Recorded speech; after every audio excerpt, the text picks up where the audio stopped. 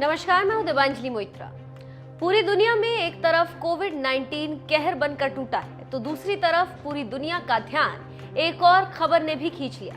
वो खबर है उत्तरी कोरिया के तानाशाह किम जोंग उन की हालत क्रिटिकल है और कुछ भी हो सकता है। विदेशी मीडिया की माने तो तानाशाह का कुछ दिनों पहले कार्डियोवैस्कुलर डिजीज के कारण लंबे समय से इलाज चल रहा था। इसी बीच उनकी तबीयत ज्यादा खराब हो गई। इसे लेकर साउथ कोरिया और अमेरिकी मीडिया रिपोर्ट्स में दो तरह के दावे किए गए कि किम जोंग या तो कोमा में है या फिर ब्रेन डेड हो गए। हालांकि अभी तक इस बात की कोई पुष्टि नहीं हुई। ऐसे में हम आपको आज बताते हैं क्या है कोरिया का इतिहास और क्यों है नॉर्थ कोरिया की साउथ कोरिया से दुश्मनी और किस खानदान से ताल्लुक रखता है सन की तानाशाह। तो इस कहानी की शुरुआत होती है सिला राजवंश के दौर से। करीब 900 साल के सिला शासन में कोरियाई प्रायद्वीप में चीन और जापान से अलग दुनिया के नक्शे पर एक मजबूत पहचान रखता था। लेकिन 20वीं सदी आते आते सिला राजवंश की पकड़ कोरिया पर कमजोर पड़ने लगी और दोनों अलग हो गए। 1910 में सिला राजवंश कोरिया प्रायद्वीप में करीब 1.5 दशक के दबदबे के बाद जापान ने साल 1910 में इस सिला राजवंश पर कब्जा कर लिया। लेकिन जापानी कब्जे के साथ ही इस मुल्क में विद्रोह की आग भड़क गई। कोरियाई लोगों ने अपनी आजादी के लिए कई विद्रोही संगठन बना लिए, जिनमें से कुछ चीनी और सोवियत कम्युनिस्ट समर्थक थे और कुछ संगठनों को अमेरिका का समर्थन हासिल था। चीनी कम्युनिस्ट के साथ मिलकर विद्रोही किम संग इल ने एक गुरेला फौज तैयार की जो जापान से मुकाबला कर रही थी। 1939 से 1945 तक चले दूसरे विश्व युद्ध में अमेरिकी दुश्मनी जापानियों को भारी पड़ी।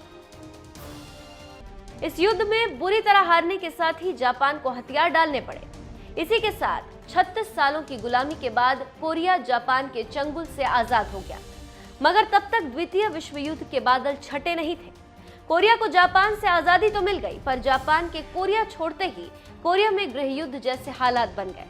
आजादी के लिए बने गुट अब दो अलग अलग पावर सेंटर में बंट गए।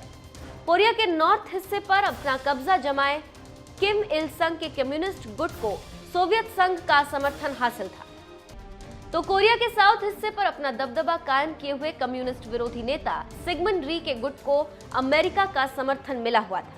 इसी बीच अमेरिका के समर्थन से सिगमंड री ने पूरे कोरिया पर अधिकार जमाते हुए सियोल में रिपब्लिक ऑफ कोरिया के गठन की घोषणा कर दी।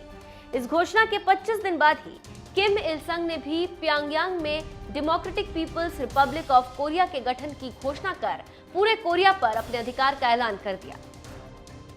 इसके बाद नाराजगी बढ़ती गई और 25 जून 1950 को उत्तर कोरिया के पूर्व शासक किम इल संग ने चीन और सोवियत यूनियन की मदद से साउथ कोरिया पर हमला कर दिया और यहीं से शुरू हुआ कोरियाई युद्ध। इस युद्ध में सोवियत यूनियन नॉर्थ कोरिया की तरफ था तो अमेरिका साउथ कोरिया की तरफ। 3 साल तक युद्ध चला जिसमें लाखों लोग मारे गए। लेकिन फिर थक हारकर 27 जुलाई 1953 को युद्ध विराम की घोषणा हुई। लेकिन इसके बावजूद दोनों देशों में तनाव बना रहा जो आज तक जारी है। बता दें किम जोंग कोरिया की डेमोक्रेटिक पीपल्स रिपब्लिक के सर्वोच्च नेता है। उनकी पढ़ाई स्विट्जरलैंड में हुई है और 2012 में उनकी शादी सोल जू से हुई। वो 17 दिसंबर 2011 में देश के शीर्ष नेता बने थे।